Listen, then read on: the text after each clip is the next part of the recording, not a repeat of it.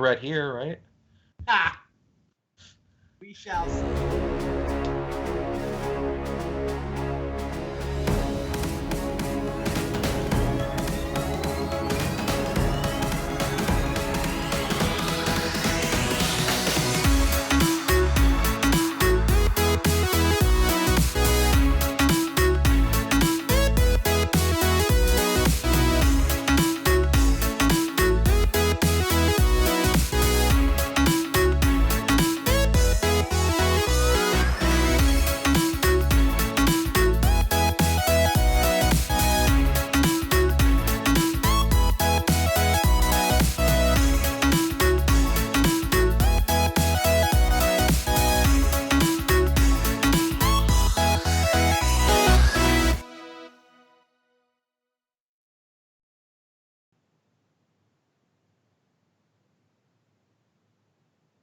All right, here we go. Erin Campbell is on the dredge deck. We've all been waiting for her to dust off her specialty. She won the Vintage Challenge with it over the weekend, and now we get to look at it in VSL. Meanwhile, Rachel throwing a little bit of shade, claiming these are the real thieves. Is this just? I don't even know what that means. Thieves? I don't either. We'll find out. I mean, so far it could just be a Grixis Thieves deck, right? Does Erin not have the dredge cards art currently loaded on her Magic Online? Yeah, she's got to be like on a different computer or something. It seems, yeah. I mean, what you're seeing is the art hasn't loaded onto that copy of Magic Online yet. So you're gonna have to tell me what cards are in her hand because I have no idea. I can do that. You know what's not in her hand so far? Well, Bazaar, I'm guessing? 6-card hand has Bazaar of Baghdad. So wow, no picture on Bazaar of Baghdad. This is egregious. Magic Online loads them as it needs them. I think she must be on a fresh computer. All right, Rachel on the play. Her hand is not fast. Perfectly reasonable if she was in a blue matchup with a Pyroblast, a Brainstorm, a Demonic Tutor. But why are all of her cards black?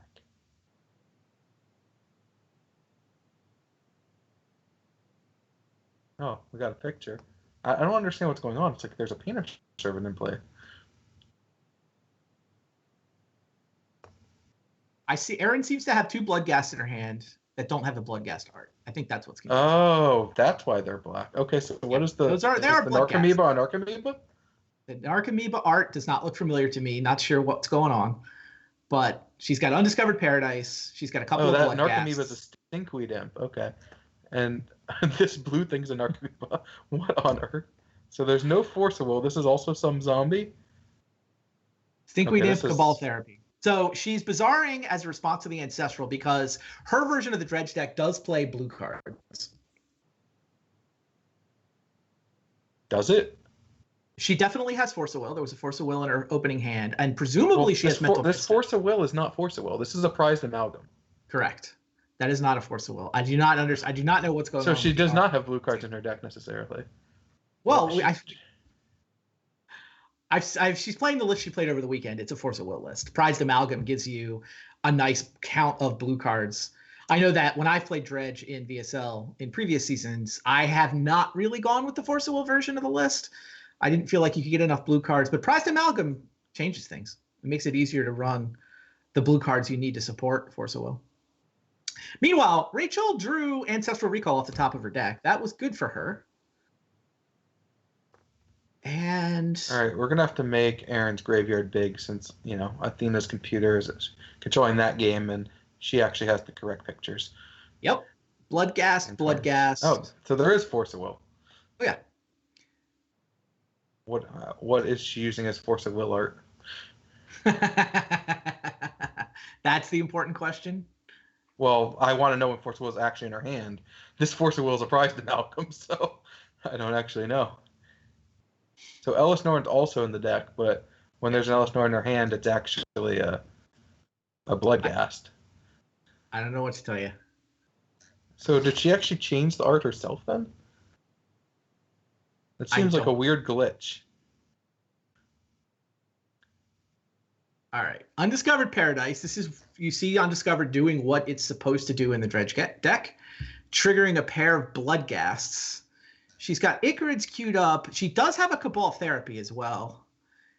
1 bridge from below in her yard.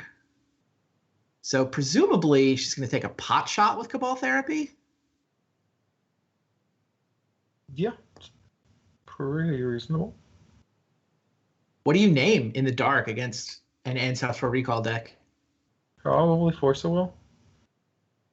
I think I named Force of Will as well. I mean, basically, you're trying to clear a path for the eventual Dread return. Yeah, I mean, it's a good card to name, period. But it's also likely a 4 of, and you're casting 2 more Cabal Therapies anyway. So if your first one happens to hit, that's great, but you're still going to get the 2 best cards either way. So might as well, swing for the fences. No reason to name a restricted card because you're already going to get that if you want to. Yep, Cabal Therapy in her hand. Erin hard cast it. That one got misstepped, but now she flashes 1 back. She names Tinker. Interesting. So did not want to die to some fast Tinker bot. Misses, but has the ability to flash back the other therapy and take any of those cards. Which Notion Thief is annoying, but you can play around it a little. Right? I believe if you replace the draw with Dredging, Notion Thief never sees it, right? I think you have the ability to replace the draw before Notion Thief steals it. All right. She flashes back and deprives Rachel of her Demonic Tutor. Yeah, that makes sense.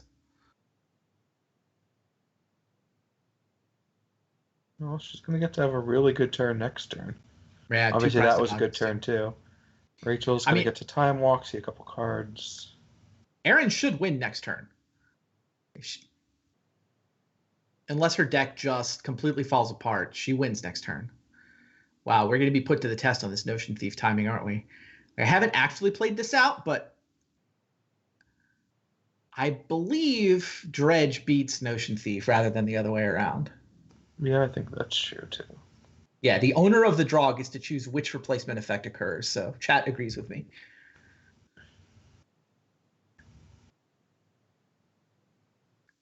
Yeah, I mean, Rachel doing what she can.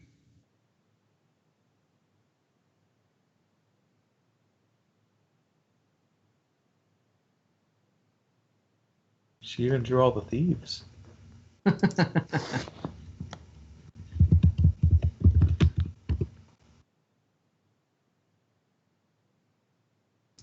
I mean, Rachel just has to, play the Notion Thief, cross her fingers, and hope? Or just leave up the Pyro and the misstep? Yeah, I guess she's...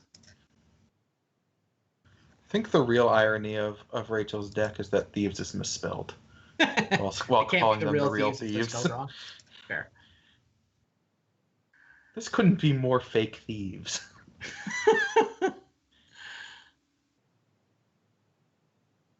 All right, here's the Upkeep Bazaar from Erin. She's got a couple Icarids on the stack. She's basically just fishing for a Dread return at this point. I mean, she can win this game without one, but with Dragonlord Kolagon in her yard, she wins on the spot if she finds it. Mm-hmm. All right. There's Dread return. And there's Dread return. Undiscovered came back to her hand, so that's going to get 3 Bloodghasts. Does she? Yeah. And Rachel's done. She's seen enough. It's like she can represent Force of Will, but whatever. She's probably going to get Cabal Therapy. I guess Erin was out of Cabal Therapies. If Rachel had top decked a Force of Will, she might have been able to stop the Dread return from killing her that turn, but whatever. She can't win through 20 power even while it's summoning sick, right? Yeah, I imagine she doesn't have any sweepers, so. So Rachel's deck is pretty straightforward. Grixis Thieves? No, these are the real ones, right? Okay, what makes it real? I don't know. It's the same list I played. I mean, I don't see... It's a sweet list, but I don't see anything crazy. What is the card above Notion Thief? I was just wondering exactly the same thing. That is her tech, whatever it is. It's another 2 blue-black card, right? Right. But that doesn't say Notion Thief. Does not say Notion Thief. What else could it be? What else exists? Is it It's Hostage Taker. It's Hostage Taker! Oh, that's the real thief. Hostage I'm like, Taker. what else has so many letters? blew out those cards. Like, oh, that's hostage taker. All right, well. All right, she comes by the name Honest. We'll allow it. She built the real thieves. You win this round, Rachel. Looks like she's come prepared. I see some cages, some jailers. Yep. No Ravenous Trap, which probably the best card. Yeah, 2 jailer, 4 cage. I don't. Is that it? 6 sideboard cards. Looks like. Is that a 4th? Yeah, I guess it is a 4th cage. Okay. Yep. Looks right to me. And she basically, the way this matchup plays, she has to find hate. Like, she can't win fast enough. I mean, every once in a while you can get a vault key lock or a I mean, she definitely can win. Like, yeah, Tinker does allow that time vault key. She's got, Demonic Tutor, Vampiric Tutor. She's got Ancestral. So finding the cards is not impossible. Like, this deck can set up that even when you get nut drawn by Dredge, you can win. Yeah, I mean, it's not nearly as fast as the Storm decks we've played in the past, or Charbelcher, which, don't need hate, but you do have outs to win without hate, for sure. It's just so hard. Like, even a Blightsteel isn't always good enough, right? They block and then kill you the next turn.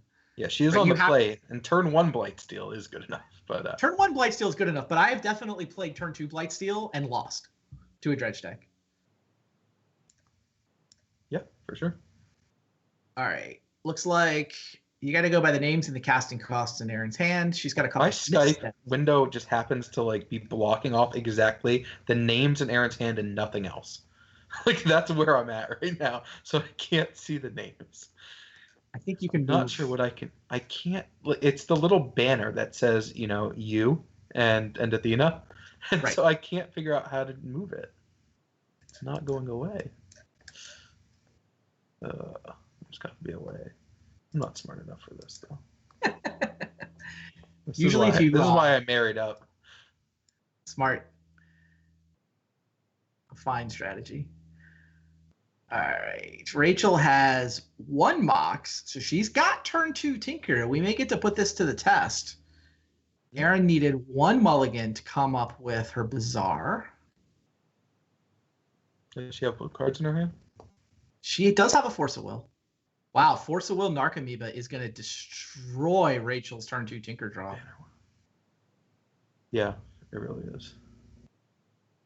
Yeah, here's the Tinker. This is totally the right way for Rachel to play it. And wow. Force of Will, exile Narcomoeba. Man, it just feels so wrong. Like, you're used to getting your Tinker Force of Will when you play Vintage, but when a Dredge deck does it, it's just like, no, that's not fair. You're not supposed to have that too. We're supposed to just be racing and gold fishing. No, says Aaron. I mean, the other thing Aaron's deck has going on for it, which is kind of cool, she calls it Hollow Dredge, because Hollowed One is a way that you can win through graveyard hate. Like, she's very capable of just discarding some cards to Bazaar and, dropping a large artifact monster, because she discarded a bunch of cards. Yeah, that's pretty sweet synergy. Are there actual hollow ones on the deck? Is also in Aaron's graveyard. That's the other way, right? 1 black mana.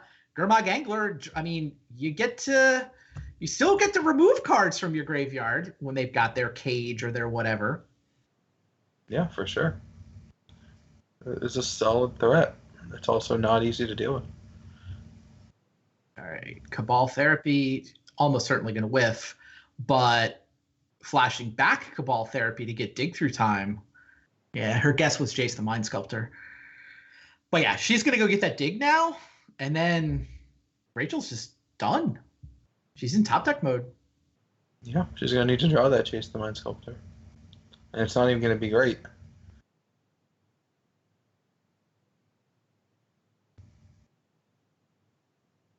Apparently, the VSL Dredge Curse does not apply to Aaron Campbell. I think Dredge has done extremely well recently. It did have a run where it went on a nice run of 10 straight losses or something, but who's counting? All right, Dak fading off the top, and whatever, she finds a Flusterstorm, plays her Academy, reasonable. Yeah, I'm just not sure there are outs anymore. No, this is really tough. I mean, her Tinker's A in a yard. jailer and if you just spot her jailer or cage, it's just like whatever. Right, she just loses to 3-3 and 2-2. Well, I mean, she would need it to have it that turn to have that outside prayer of maybe things will work out for me. But we all know what's going to be on the battlefield at the end of this turn. It's going to be gross. Yeah, I guess if you give Rachel a jailer last turn, maybe she had a shot. I still would have Erin as a favorite. Yeah, I agree. And getting this turn, the best part of jailer would have just been trading off with a zombie and exiling bridges. Fair. Attack for 5. She gonna kill Dak? Probably you just kill Dak here, right? Yeah, you should. Nope. 5 to your face, says Aaron Campbell.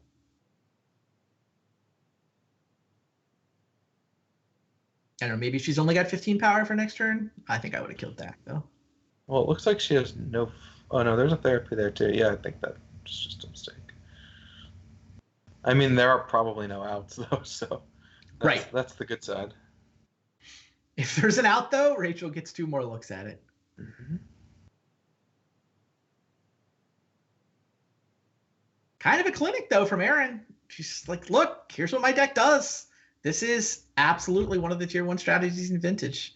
May not have seen it yet. You and I know how hard it is to have a Bazaar in your opening hand, period. And she got to start with Bazaar Force blue card.